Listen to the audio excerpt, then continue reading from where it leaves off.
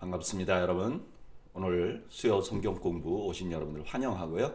우리 잠시 기도하고 성경 공부 시작하겠습니다. 하나님 아버지 은혜와 사랑을 감사합니다. 오늘도 저희들이 하나님 말씀을 나누고자 합니다. 하나님께서 저희들과 함께 하시고 저희 모두가 주의 말씀에 은혜 받는 시간이 되게 하여 주시옵소서. 예수님의 이름으로 기도하옵나이다. 아멘. 네, 오늘은 계속해서 열왕기서 공부를 할 터인데요. 열왕기상 7장에서 8장 32절까지 이렇게 나누어서 공부를 하겠습니다. 열왕기상 6장에 보면 하나님의 성전이 완성되는 장면이 나와요. 그리고 7장 13절서 보면 그 성전 안에 어떤 물품들 그런 것들을 만드는 장면이 나와요. 근데 그 사이에 지금 솔로몬이 성전을 다 완성하고 나서 자기의 궁을 짓는 장면이 기록됩니다. 1절 솔로몬이 자기의 왕궁을 13년 동안 건축하여 그 전부를 준공하니라. 바로 전에 6장에서 성전을 7년에 건축했다 그래요. 근데 솔로몬은 지금 거의 배에 가까운 시간을 들여서 자기 왕궁을 짓는 거예요.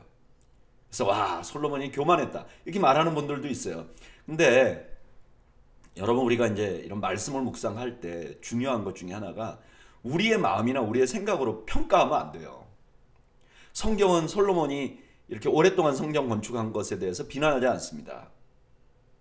어떻게 보면 솔로몬이 이렇게 큰 왕궁을 짓는 것에 관해서 이것이 하나님께서 솔로몬에게 주신 어떤 복, 그것을 상징하는 것일 수도 있고요. 또 하나, 솔로몬의 왕궁은 그냥 한 건물이 아니에요. 뭐 자기의 궁도 있고, 그 다음에 주랑도 있고, 재판정도 있고, 또 자신이 거주할 궁과 또 자기의 부인, 왕비가 거주할 장소까지 모두를 합쳐서 건축하는 거예요. 그러니까 13년 정도 걸린 거죠. 2절 그가 레바논 나무로 왕궁을 지었으니 길이가 100규빗이요 너비가 50규빗이요 높이가 30규빗이라 백향목 기둥이 4줄이요 기둥 위에 백향목 들보가 있으며 기둥 위에 있는 들보 45개를 백향목으로 덮었는데 들보는 한 줄에 15이요 또 창틀이 3줄로 있는데 창과 창이 3층으로 서로 마주대하였고 모든 문과 문설주를 다 큰 나무로 네모지게 만들었는데 창과 창이 3층으로 서로 마주대하였으며. 지금 이 레바논 나무로 지은 왕궁, 이거 이제 레바논 그 백향목 궁이라고 이렇게 부르거든요.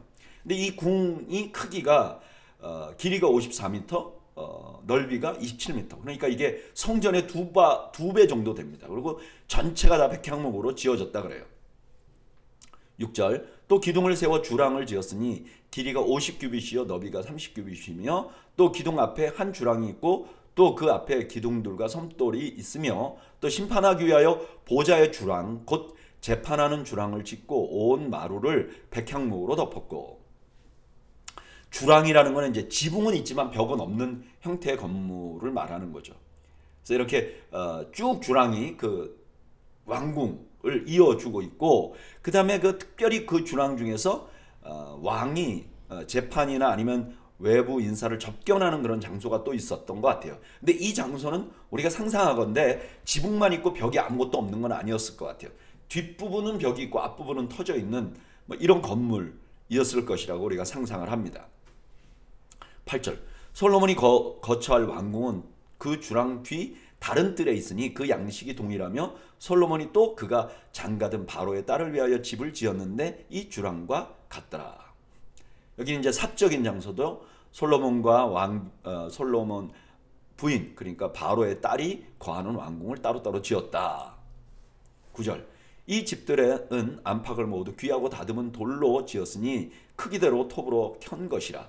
그 초석에서 처마까지 외면에서 큰 뜰에 이르기까지 다 그러하니 그 초석은 귀하고 큰 돌 곧 10규빗 되는 돌과 8규빗 되는 돌이라. 그 위에 크기대로 다듬은 귀한 돌도 있고 백향목도 있으며 또 큰 뜰 주위에는 다듬은 돌 3켜와 백향목 두꺼운 판자 한 켜를 놓았으니 마치 여호와의 성전 안뜰과 주랑에 놓은 것 같더라.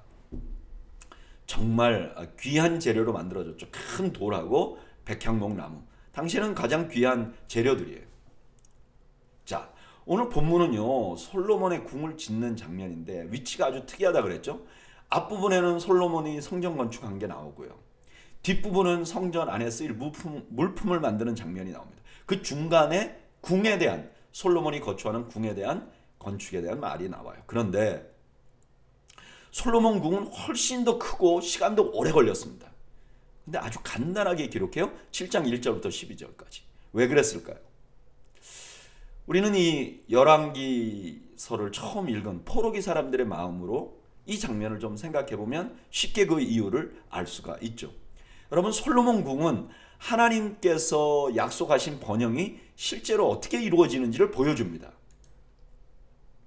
아마도 포로기 사람들은 그거 너무 그리웠을 거예요. 야, 그래, 솔로몬 때 우리나라가 잘 살았어. 그런데 그 번영은 지금 나라가 망하고 나니까 후대 사람들에게 그리움 외에는 남겨주는 게 없어요. 아무것도 없는 거예요. 그래서 그냥 간단하게 기록합니다. 여러분, 물질적인 건 이런 거예요. 하나님이 주신 축복이라 할지라도 그게 물질적인 것은 한시적인 것이죠. 하나님이 나에게 주셨으니까 하나님의 은혜를 어떤 때는 상징하기도 해요. 우리가 물질을 우리가 하나님으로부터 받을 때 그것 때문에 감사하기도 하고 감격하기도 해요. 그러나 그것이 목표는 아닙니다. 목표가 될 수 없는 거예요. 왜 목표가 될 수 없는 것인가? 그게 한시적인 것이기 때문에 그래요. 물질적인 것은 그냥 내게 주어진 동안에 하나님이 주신 것으로 감사하고 또 유용하게 사용하는 거예요. 이것이 하나님이 주신, 우리에게 주신 물질들의 최대 효용가치입니다. 저는 오늘 수요 성경 공부 나오신 여러분들이 하나님께서 여러분들에게 주신 것을 잘 누리기를 바라요. 그러나 절대로 그것을 목표로 삼지 않기를 바랍니다. 그것을 의지하지 않기를 바랍니다. 거기에 마음을 두지 않기를 바랍니다. 이것이 바로 예수님께서 우리에게 경고하신 바죠. 하나님과 물질을 동시에 섬길 수는 없다. 물질에 마음을 지나치게 두어서는 안 되는 거죠. 13절.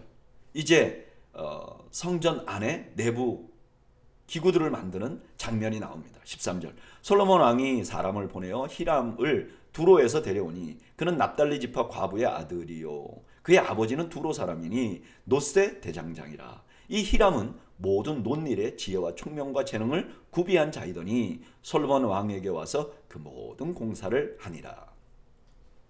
이제 성전 안에 놋기구를 만들어야 돼요. 근데 이거 만들 기술자를 위해서 히람이라는 사람을 데려옵니다. 이 히람은 두로 왕 히람과 동일한 인물이 아니에요. 그냥 동명이인이죠. 근데 이 사람은 어떤 사람이냐? 어머니는 납달리 지파 이스라엘 사람이고 아버지는 두로 사람, 이방 사람이에요. 어디에도 속하지 못한 사람이죠. 근데 지금 이 사람을 하나님의 성전을 짓는데 아주 중요한 인물로 등용을 합니다.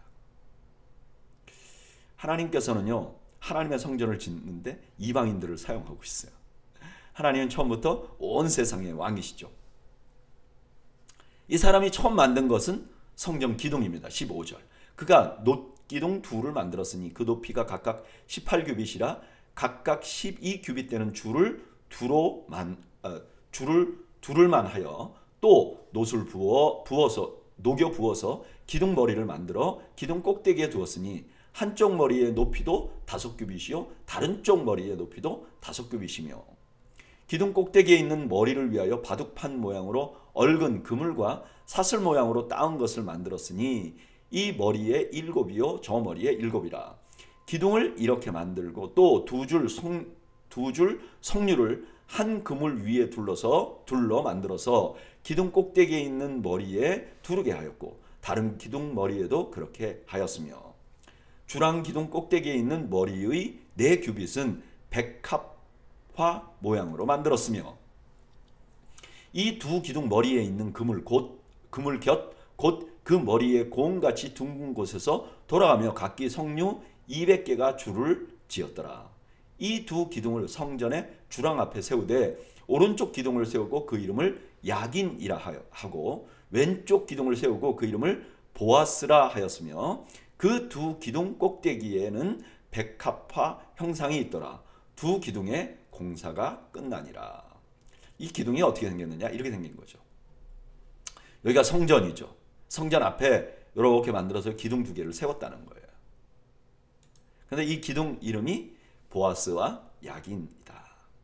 그래서 제가 예전에 그 어느 교회를 갔는데 교회 예배당 앞에 그 강대 앞쪽에 기둥을 두 개 세우고 거기다가 보아스와 야긴이라고 이렇게 세워놓은 교회도 있더라고요. 굉장히 인상적인 것이죠. 그런데 여기 보아스와 야긴이라는 것은 실존 인물의 이름이기도 해요. 그런데 이 사람들의 실존, 이 사람들의 인물이 중요한 게 아니라 이 이름 자체가 중요한 거죠. 보아스는 그 안에 힘이 있다. 야긴은 그가 견고하게 하신다. 그러니까 성전 앞에다가 그에게 힘이 있다. 그가 견고하게 하신다. 그럼 누구를 말하는 거겠어요? 하나님이죠. 하나님이 우리 안에 하나님이 힘이 있으시고 그리고 그 하나님이 우리를 견고하게 하시는 분이라는 걸 잊지 않도록 기둥을 만든 거죠. 그 다음에 그 큰 대형 대야를 만듭니다.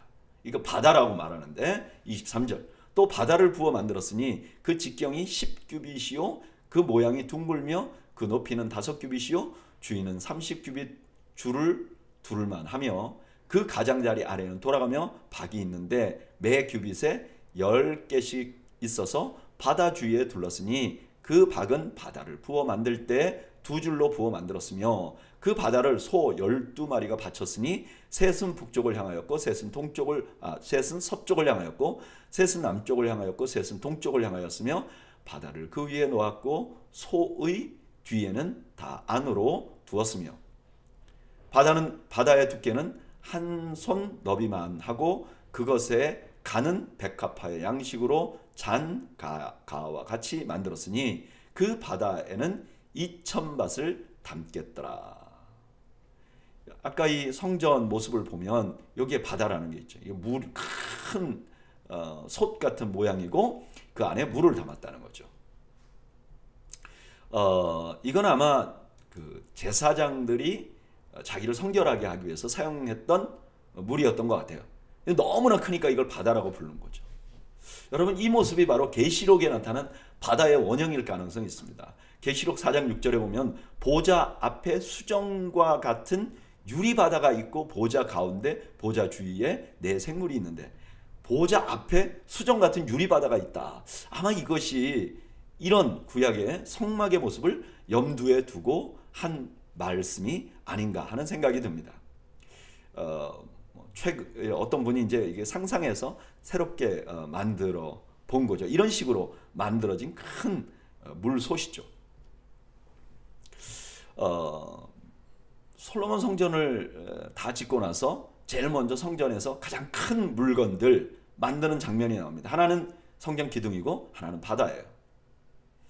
저는 이 모습을 보면서 이 열왕기서를 쓴 기자가 굳이 이 성전 두 기둥의 이름을 말합니다.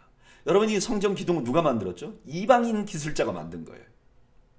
근데 그 기둥 안에 보아스와 야긴이라고 부르고 있다는 것을 그 이름이 있다는 것을 강조하는 거죠.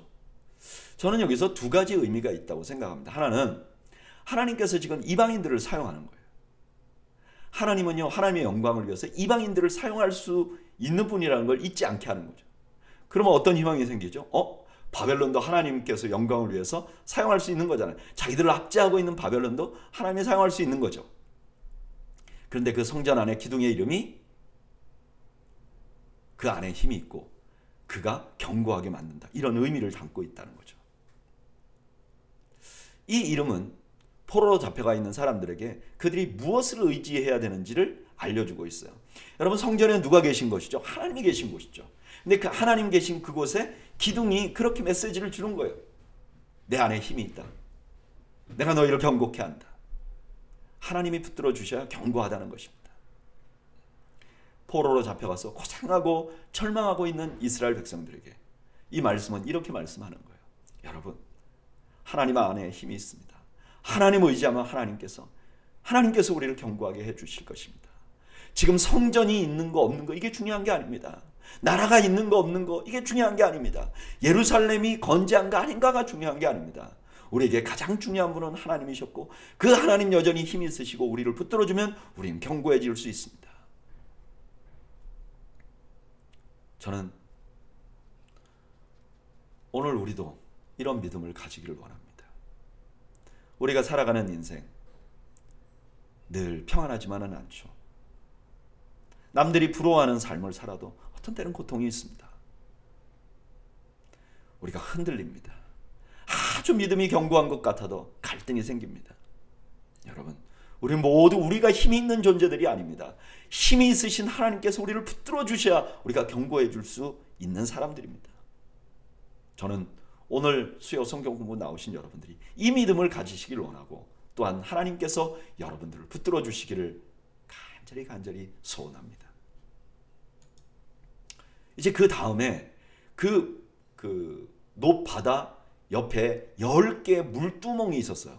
요 그림에 나온 거죠. 요 물두멍. 조금 더 작은 물솥이죠. 그리고 밑에 바퀴를 달았어요. 그래서 움직일 수 있도록. 그렇게 한 것을 만드는 장면이 나옵니다. 27절. 또 노수로 받침수레 열을 만들었으니 매 받침수레의 길이가 4규빗이요 너비가 4규빗이요 높이가 3규빗이라.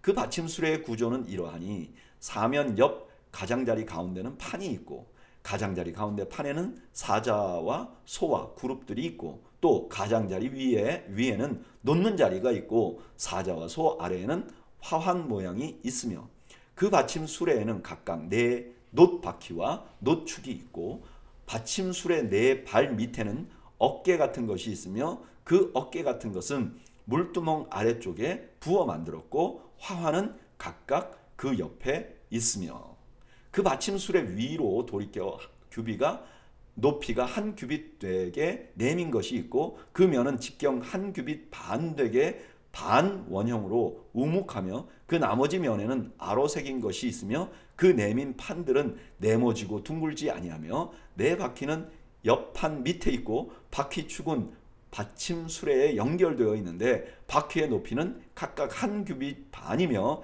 그 바퀴의 구조는 병거바퀴의 구조와 같은데 그 축과 태와 살과 통이 다 부어 만든 것이며 받침술의 4모퉁이에는 어깨 같은 것 4이 있는데 그 어깨는 받침수레와 연결되어 되었고 받침수레 위에 둥근 테두리가 있는데 높이가 반 규빗이요 또 받침수레 위에 버팀대와 옆판들이 받침수레와 연결되어 있고 버팀대 판과 옆판에는 각각 빈 곳을 따라 그룹들과 사자와 종려나무를 아로새겼고 또 그 둘레에 화환 모양이 있더라. 이와 같이 받침수레 10개를 만들었는데 그 부어 만든 법과 크기와 양식을 다 동일하게 만들었더라. 또 물두멍 10개를 노수로 만들었는데 물두멍마다 각각 40밭을 담게 하였으며 매 물두멍의 직경은 4규빗이라 10 받침수레 위에 각각 물두멍이 하나씩이더라. 그 받침수레 5은 성전 오른쪽에 두었고 5은 성전 왼쪽에 두었고 성전 오른쪽 동남쪽에는 그 바다를 두었더라. 이 물두멍은요, 이제 희생제물을 씻는 대야입니다. 그러니까 아까 그 바다는 주로 이제 제사장들이 자신을 정결하게 하고 이 물두멍은 아마도 그 희생한 제사 제물들을 씻어야 될 거 아닙니까? 근데 이제 이게 희생한 제물이 그 바닥에 있을 테니까 그쪽으로 물두멍을 끌고 와서 이렇게 물로 씻는 거죠. 그 성전 바깥에 뜰에 있는 2개의 큰 물건이 있는데 제단을 제외하고 2개의 큰 물건이 있는데 그게 다 물을 담고 있는 거예요. 바다도 씻는 거, 이 물두멍도 씻는 거. 이런 정결은 하나님 앞에 가는데 가장 필요한 것입니다. 이걸 이해하면 요한복음 3장 5절에 주님께서 하신 말씀도 이해할 수 있어요. 예수께서 대답하시되 진실로 진실로 내게 이르노니 사람이 물과 성령으로 나지 아니하면 하나님 나라에 들어갈 수 없다. 하나님 앞에 가려면 성막 안으로 들어가려면 성전 안으로 들어가려면 우리가 정결해야 된다는 거예요. 우리가 씻어야 된다는 거예요. 주님께서 우리를 씻어주셨고 우리가 주님 앞에 갈 수 있는 것이죠. 이렇게 이해를 하면 주님께서 제자들의 발을 씻기신 것도 이해할 수 있어요. 주님께서 제자들의 발을 씻기지 않으면 하나님 나라를 위하여 쓰임받지 못하는 거예요. 씻어야 하는 거죠. 정결해야 하는 거죠. 그런 의미에서 오늘 우리도 보면 우리가 하나님 앞에 쓰임 받으려면, 하나님의 은혜를 누리려면 매일 우리를 정결하게 해야 돼요. 회개해야 돼요. 그러지 않으면 하나님 앞에 쓰임 받을 수 없는 것입니다. 그래서 여러분, 장로교회 그 예배 예식에 보면 우리가 꼭 들어가야 되는 게 참회의 시간이에요. 우리가 예배 전에 우리를 돌아보고 우리를 정결케 하는 것이 필요합니다. 물론 우리 주님께서 보혈로 우리를 다 씻어주셨어요. 우리 주님께서 말씀하신 것처럼 우리는 다 목욕을 한 사람하고 똑같아요. 그러나 우리가 매일매일 삶 속에서 회개하고 참회해야 하나님 안에 들어가서 하나님의 은혜를 누릴 수 있는 것입니다. 지금 성전 안에 가장 중요한 것 중에 하나가 물이었다는 것. 그리고 이것은 씻어서 정결하게 하는 의식을 위해서 필요한 것이었다는 것을 여러분 기억하시기를 바랍니다. 이제 40절 이하에 또 다른 물건들을 만드는 장면이 나옵니다. 40절. 히람이 또 물두멍과 부삽과 대접들을 만들었더라. 이와 같이 히람이 솔로몬 왕을 위하여 여호와의 전에 모든 일을 마쳤으니. 부삽은 이제 그 제단에 이제 태우잖아요. 그러니까 그 죄를 치우는 용도였을 거예요. 그리고 여기 대접은 아마 희생제물의 피를 아마 담았던 것 같아요. 그래서 이렇게 제단 뿔에 발라야 하잖아요. 41절. 또 기둥 둘과 그 기둥 꼭대기에 공 같은 머리 둘과 또 기둥 꼭대기에 공 같은 머리를 가리는 그물 둘과 또 그 그물들을 위하여 만든 바 매 그물에 두 줄씩 기둥 위에 공과 같은 두 머리를 가리게 한 석류 400개와 또 10개의 받침수레와 받침수레 위에 10개의 물두멍과 한 바다와 그 바다 아래에 소 12마리와 솥과 부삽과 대접이라. 히람이 솔로몬 왕을 위하여 여호와의 성전에 이 모든 그릇을 빛난 노스로 만드니라. 히람이 만든 것의 리스트를 다시 한번 확인합니다.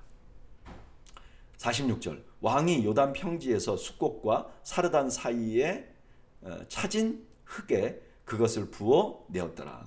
기구가 심이 많으므로 솔로몬이 다 달아보지 아니하고 두었으니 그 놋 무게를 능히 측량할 수 없더라. 이 주조를 그러면 어떻게 했는가? 그 주조도 숫꽃과 사르다 사이에 차진 흙이 있어서 그걸로 틀을 만들고 거기에다가 놋을 부어서 만들었다. 이렇게 말씀하고 있고요. 그 놋이 너무너무 많이 들어가서 측량할 수 없었다는 거예요. 여러분, 솔로몬 당시의 놋은 굉장히 귀한 물건입니다.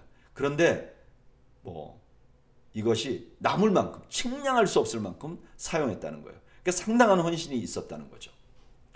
그 다음에 이제 솔로몬 성전 안에 있는 것 중에 가장 귀한 것, 이제 금으로 만든 것, 이제까지는 놋으로 만든 거잖아요.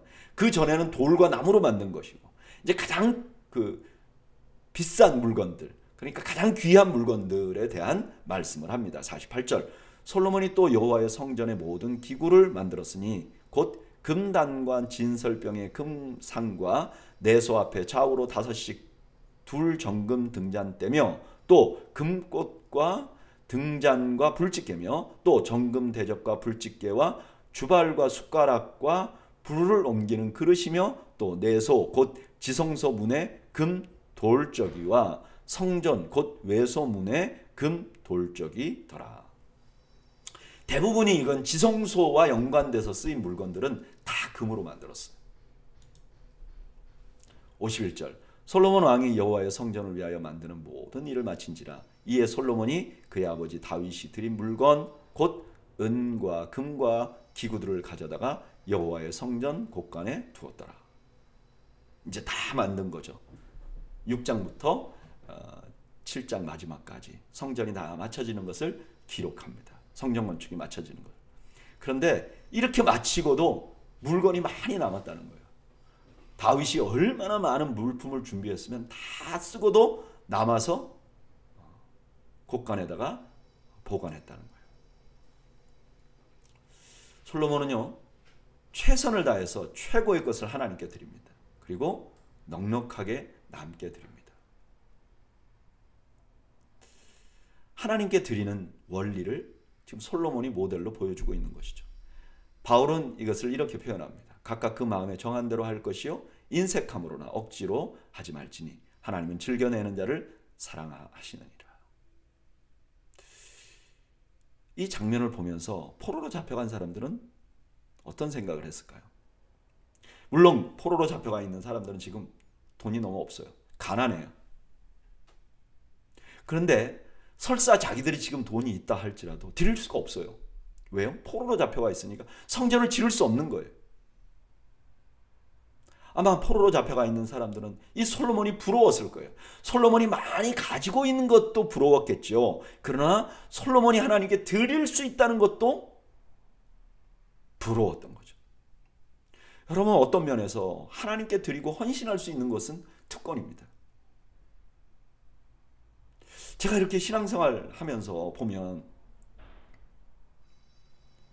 정말 내가 가진 물질을 드리고 싶은 곳이 있어요. 이걸 내 물질을 좀 거기에 헌신을 하거나 헌물을 하면 이게 굉장히 좋은 일이 일어날 것 같은 기대가 되는 데가 있어요. 근데 반대로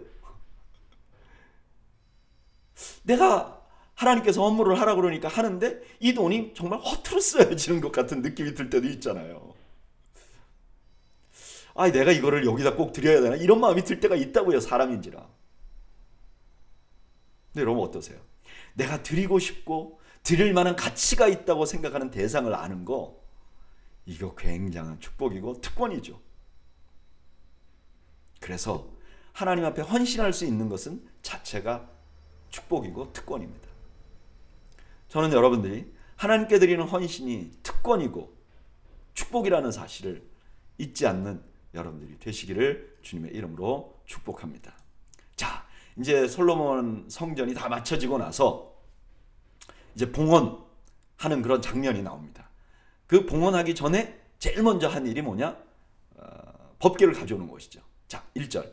이에 솔로몬이 여호와의 언약궤를 다윗성 곧 시온에서 메어 올리고자 하여 이스라엘 장로와 모든 지파의 우두머리 곧 이스라엘 자손의 족장들을 예루살렘에 있는 자기에게로 소집하니 이스라엘 모든 사람이 다 에다니므월 곧 7째 달 절기에 솔로몬 왕에게 모이고, 성전이 다 마쳐지고 솔로몬이 이스라엘 자손들을 다 모집을 합니다. 다 오라고 합니다. 물론 전 백성이 온 것은 아닐 거예요. 지도자들이 다 모였겠죠. 그때가 언제냐? 7월이라 그래요. 유대인들에게 7월은 매우 중요합니다. 왜냐하면 시작하는 첫째 달이에요.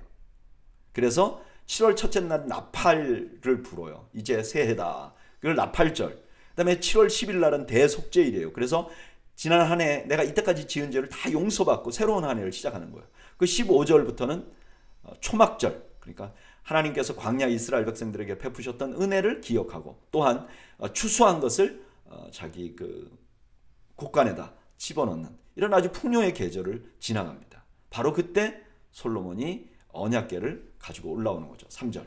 이스라엘 장로들이 다 이름에 제사장들이 궤를 매니라.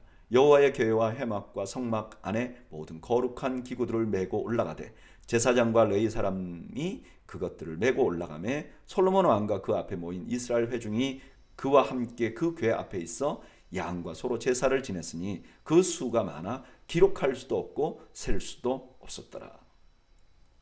지금 솔로몬은 제사를 지내며 그 법궤가 성전 안으로 들어가는 것을 높이 올리고 영접합니다. 제사를 드리면서 하나님을 영접해요. 6절. 제사장들이 여호와의 언약궤를 자기의 처소로 메어 드렸으니 곧 성전의 내소인 지성소 그룹들의 날개 아래라. 그룹들이 그 궤 처소 위에 날개를 펴서 궤와 그 채를 덮었는데 채가 길므로 채 끝이 내소 앞 성소에서 보이나 밖에서는 보이지 아니하며 그 채는 오늘까지 그곳에 있으며. 여기 언약궤는 지성소 안에 자리를 잡습니다. 마치 왕이 이제 보좌에 오른 것 같이 왕이 등극한 것 같은 모습을 보여주는 거죠. 그리고 그 옆 뒤에는 천사들이 날개를 펴고 있습니다. 마치 하늘에 있는 하나님의 보좌를 상상할 수 있도록 만들어졌다는 거예요. 그리고 맨 마지막에 뭐라 그러냐? 그 채가 있는데 그걸 이렇게 드는 채가 있는데 그 채는 오늘까지 있다. 이 오늘이 언제인가? 아마 포로기가 시작되기 전이었을 것 같아요. 이 열왕기서를 쓴 기자가 포로 이전에 태어나서 포로로 잡혀간 사람이니까 내가 그때 봤다. 이런 의미가 포함되어 있는 거죠. 우리가 알고 있다. 9절. 그 궤 안에는 두 돌판 외에는 아무것도 없으니 이것은 이스라엘 자손이 애굽 땅에서 나온 후 여호와께서 저희와 언약을 맺으실 때에 모세가 호렙에서 그 안에 넣은 것이더라. 여기 아무것도 없다. 두 돌판 외에는. 이거는 예전에 뭐 있었다는 뜻이잖아요. 뭐가 있었죠? 만나 항아리, 그리고 아론의 쌍난 지팡이가 그 언약궤 안에 있었어요. 근데 지금은 없어졌어요. 그러면 이런 생각이 들잖아. 이거 어디 갔지? 여러 상상을 할 수 있어요.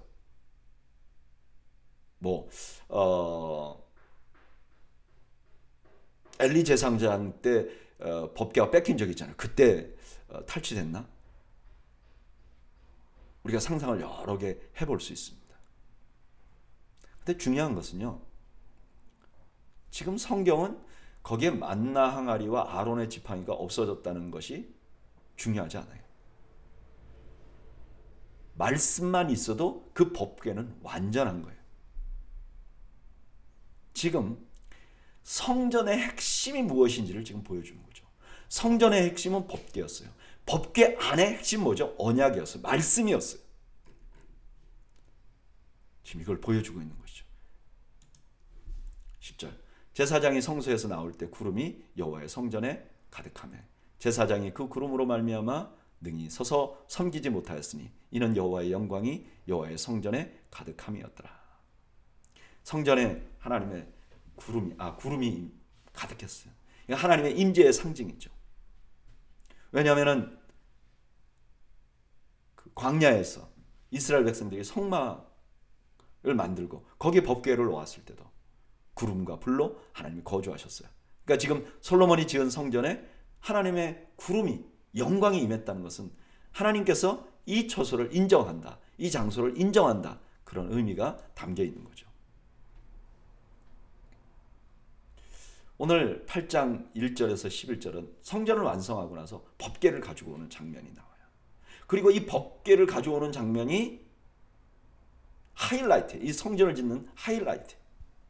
마치 하나님께서 왕위에 오르듯이, 왕이 왕위에 오르듯이 하나님께서 성전 안에 법궤로 들어가신 거예요. 그리고 나서 그 구름이 거기에 가득 차요. 하나님의 영광이 임하는 거죠. 이렇게 말함을 통해서 그 성전의 핵심이 무엇이냐? 말씀이었다는 것을 보여주는 거예요. 여러분, 이 장면은 포로기의 백성들에게 엄청난 희망을 줬을 거예요. 왜요? 지금 그들에게 성전이 없잖아요. 성전이 없어요. 그런데 그들이 이제 말씀 앞에만 서면 돼요. 그러면 그때 하나님의 영광이 임할 수 있어요. 왜요? 성전의 핵심이 말씀이기 때문에 말씀 앞에만 서면 하나님께서 임재하시고 동행하실 수 있다는 거예요. 그들이 이제 우리가 말씀 앞에 서야 되겠다. 그래서 유대인들이 이 포로기서부터 함께 하나님 말씀을 공부하는 회당이 점점 활성화되기 시작했어요.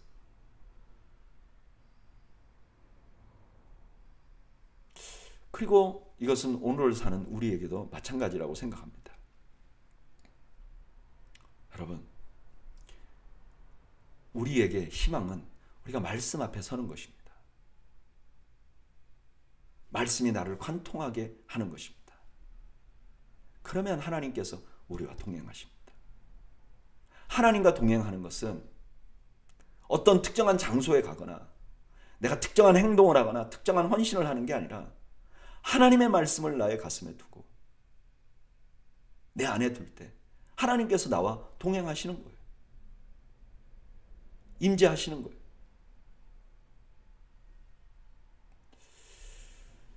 저는 말씀을 통해서 하나님과 동행하시는 여러분들이 되시길 바라요. 하나님의 동행하심을 날마다 경험하는 여러분들이 되시기를 주님의 이름으로 축원합니다. 바로 이걸 위해서 우리 교회가 큐티를 하는 거예요. 지금 수요일날 성경 공부도 제가 왜 하고 있죠? 네, 여러분들이 큐티할 때 조금 더 이해하기 쉽게 해드리려고 하고 있는 거예요. 왜 소그룹 모일 때마다 큐티를 나누죠? 말씀이 우리의 삶에 적용돼야 하나님과 동행하는 은혜를 누릴 수 있기 때문이에요. 저는 우리 더웨이 교회가 하나님의 말씀과 동행하는 교회가 되기를 바랍니다.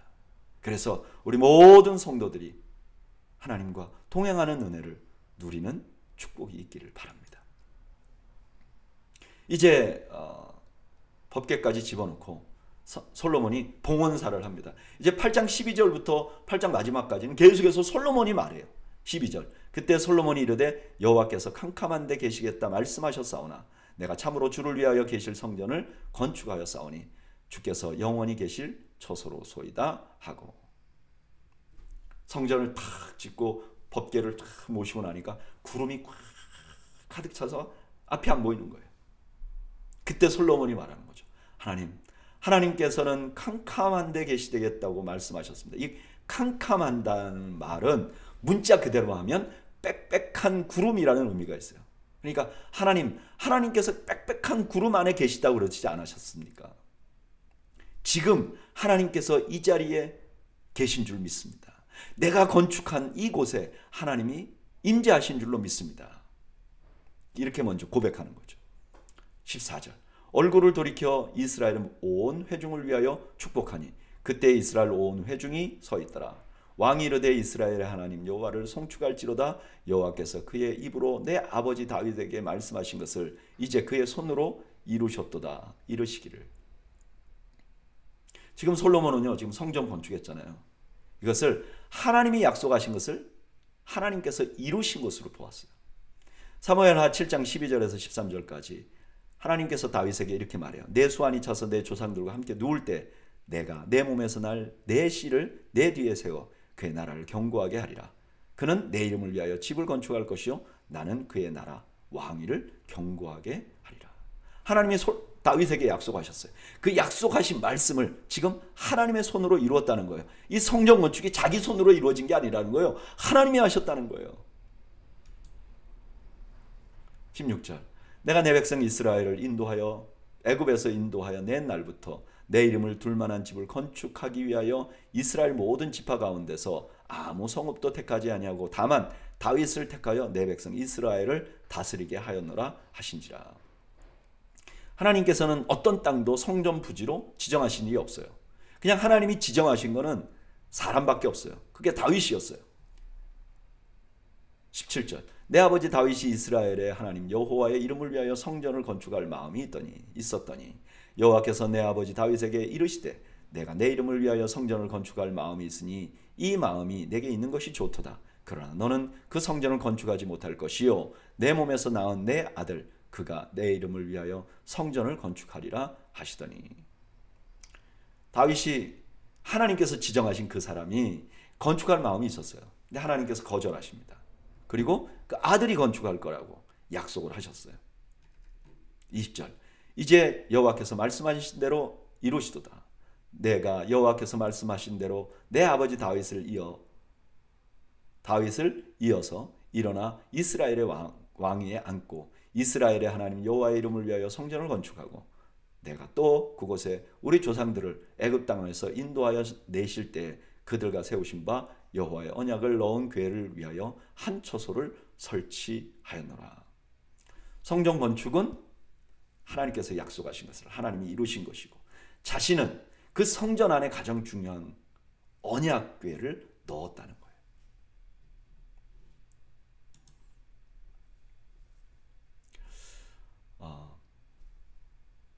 솔로몬은요, 지금 성전이 지어진 의미가 하나님께서 약속하신 것을 반드시 이루시는 증거라고 말하고 있어요. 자기들이 성전을 보니까 성전은 하나님이 약속하신 건 반드시 이루는구나. 그 증거가 성전이야? 성전 다윗에게 약속했는데 솔로몬이 지었어. 그리고 그 성전의 목적은 그 안에다 법궤를 두는 거예요. 다른 걸 두는 게 아니에요. 그 법궤는 뭐죠? 하나님의 언약이 담긴 거예요.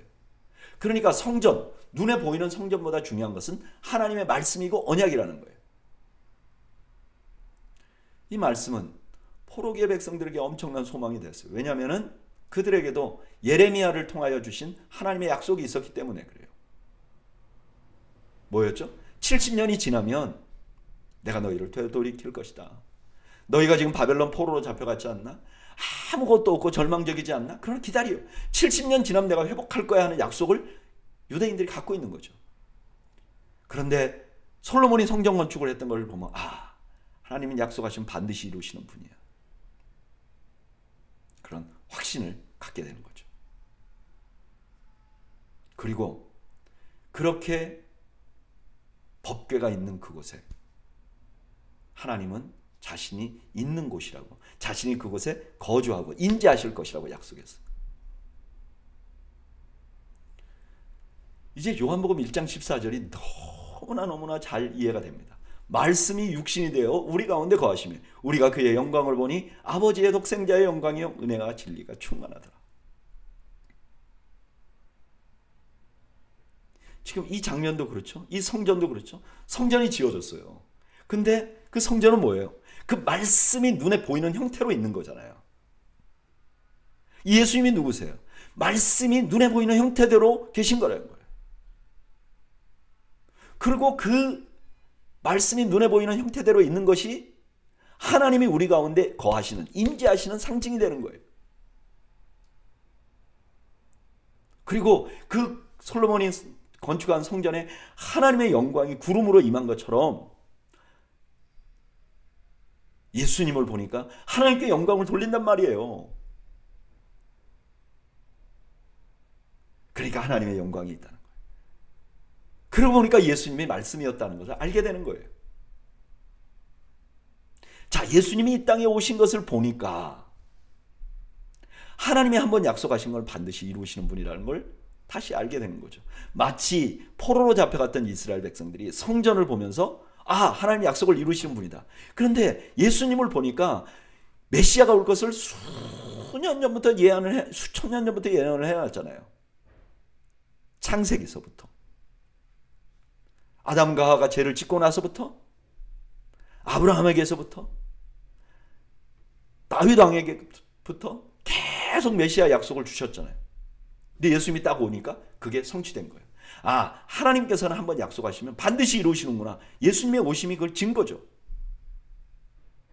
이걸 보면 죄로 인해서 절망하는 우리 모든 사람에게 소망이 됩니다. 왜요? 그 예수님이 이 땅에 오셔서 자기의 죄를, 자기가 십자가에 죽으심으로 우리의 죄를 다 씻어주시고 우리에게 영원한 약속을 주셨어요. 결국 너희를 천국으로 데려갈 것이야. 너희들을 하나님 자녀 만들어 주실 것이야. 그래서 주님을 바라보면 소망이 생기는 거예요. 마치 포로로 잡혀갔던 사람들이 성전을 상상하면 우리도 예레미야에게 받은 약속이 있지, 우리도 언젠가는 그렇게 될 거야 기다리듯이 우리는 예수님을 바라보면 내가 지금은 죄짓고 살고 내가 지금은 실패하고 살고 고난 중에 살지만 나 언젠가는 하나님 나를 구원해 주실 거야. 영원한 천국에 갈 거야. 그런 소망을 우리가 갖게 될 수 있는 것이죠. 그런데 구약의 성전은 그냥 그림자예요. 완전히 파괴돼 버렸어요. 없어져 버렸어요. 그 참 성전인 예수님은 십자가에 죽으셨지만 부활하셨어요. 참된 것을 소유하는 거예요.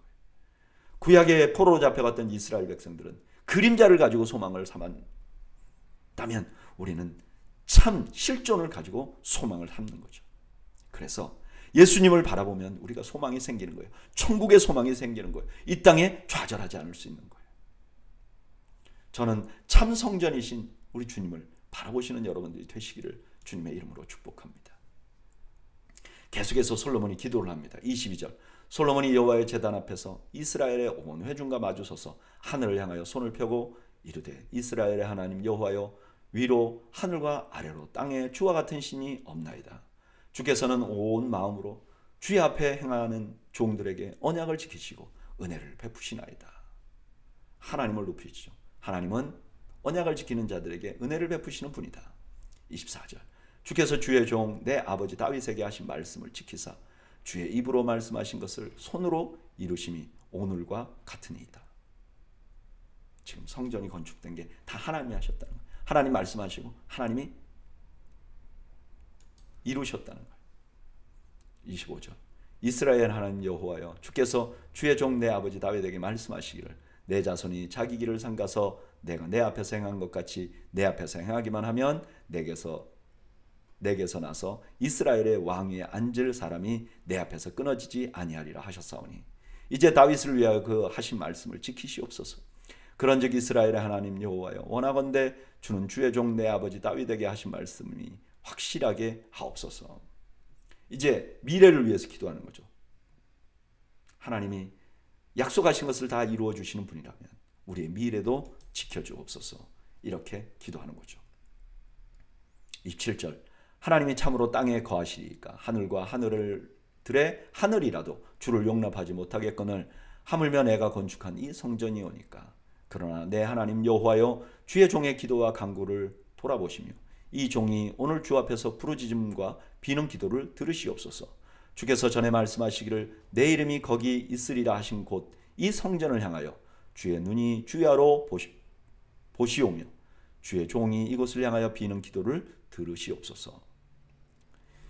솔로몬이 이 성전이 실제로 어떤 역할을 할 걸 기대하나, 이 성전에 어떻게 하나님이 들어가시겠어요? 하나님의 언약을 그냥 둔 곳이죠.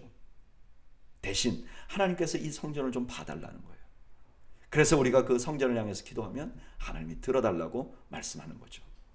30절 주의 종과 주의 백성 이스라엘이 이곳을 향하여 기도할 때 주는 그 간구함을 들으시되 주께서 계신 곳 하늘에서 들으시사 사하여 주옵소서. 여기 사하여 달라는 건 용서해 달라는 거잖아요. 이 성전을 향하여 기도하면 우리를 용서해 달라는 거예요.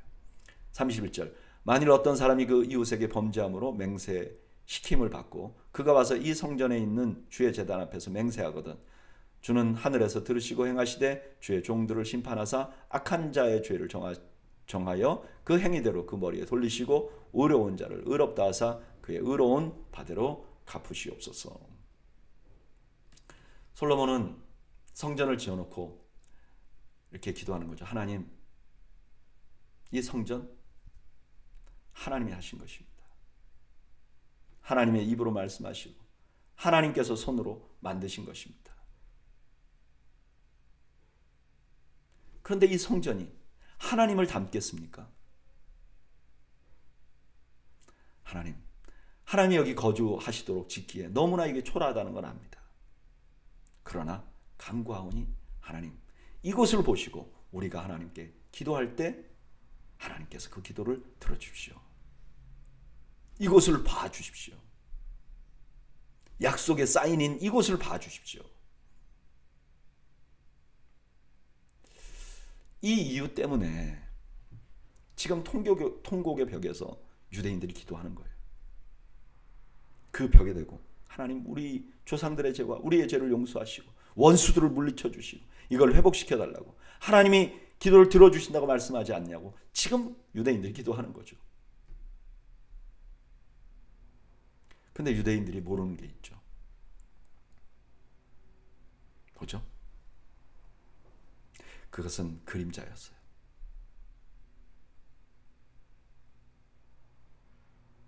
참 성전은 무엇이죠? 예수 그리스도시죠. 그렇게 보니까 예수님이야말로 하나님께서 약속하신 것을 그 손으로 이루신 분이세요. 하나님이 직접 이루신 분이세요. 그래서 우리가 그 예수님을 향하여 기도하면, 예수님을 의지하고 기도하면 우리 하나님께서 우리의 기도를 들어주시는 거예요. 그래서 우리가 기도할 때 맨 마지막에 예수님의 이름으로 기도하옵나이다 라고 기도하는 거죠. 주님의 십자가를 바라보며 기도하는 거죠. 예수님을 의지하고 기도하는 거죠. 여러분, 하나님께서 약속하시고 하나님께서 지으신 우리 주님 예수 그리스도를 바라보고 의지하고 기도하면 하나님께서 우리의 죄를 사하시고 우리의 기도를 들어 응답해 주실 것입니다. 이것이 바로 솔로몬에게 준 성전이 오늘 우리에게 주는 은혜입니다. 오늘 수요 성경 공부 나오신 여러분, 우리 하나님께서는 솔로몬을 통해서 성전을 지으시고 솔로몬의 입을 통해서 이 성전을 향하여 기도하는 기도를 들어달라고 간구합니다. 그리고 이것은 결국 예수 그리스도, 참 성전 예수 그리스도로 완성되고 우리가 그 예수님을 의지하고 하나님 앞에 기도할 수 있는 길을 열었다는 것을 예표하고 그림자로 보여주는 사건인 것입니다.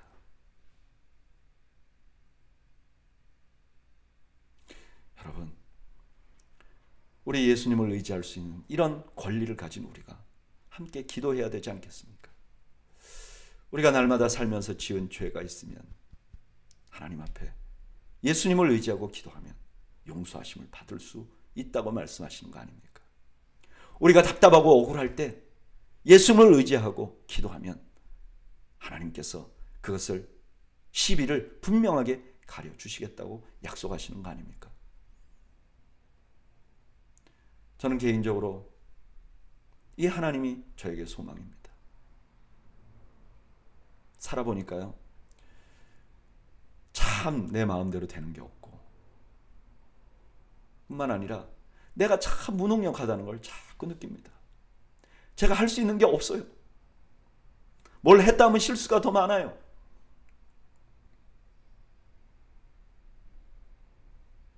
그래도 우리 주님이 계셔서 주님 앞에 가면 우리 주님께서 나의 죄를 사하시고 내가 간구하는 바를 하나님이 들으시도록 날 도와주시고 그런 은혜를 우리에게 주시는 것이죠. 그래서 오늘도 살아갈 수 있는 힘이 생기는 것입니다. 저는 오늘 수요 성경 공부 나오신 여러분들이 주님을 의지하고 기도하고 용서받으며 하나님의 함께 하심을 날마다 경험하시는 귀한 은혜를 누리시기를 주님의 이름으로 축원합니다. 감사합니다. 기도하겠습니다. 하나님 아버지, 우리에게 참 성전이신 예수님을 주시고 주님의 이름을 의지하고 기도할 수 있는 특권을 주시니 감사합니다. 우리가 이 특권을 묵혀두거나 사용하지 않는 것이 아니라 하나님의 나라와 은혜를 위하여 날마다 사용하는 저희들이 될 수 있도록 은혜를 베풀어 주시옵소서.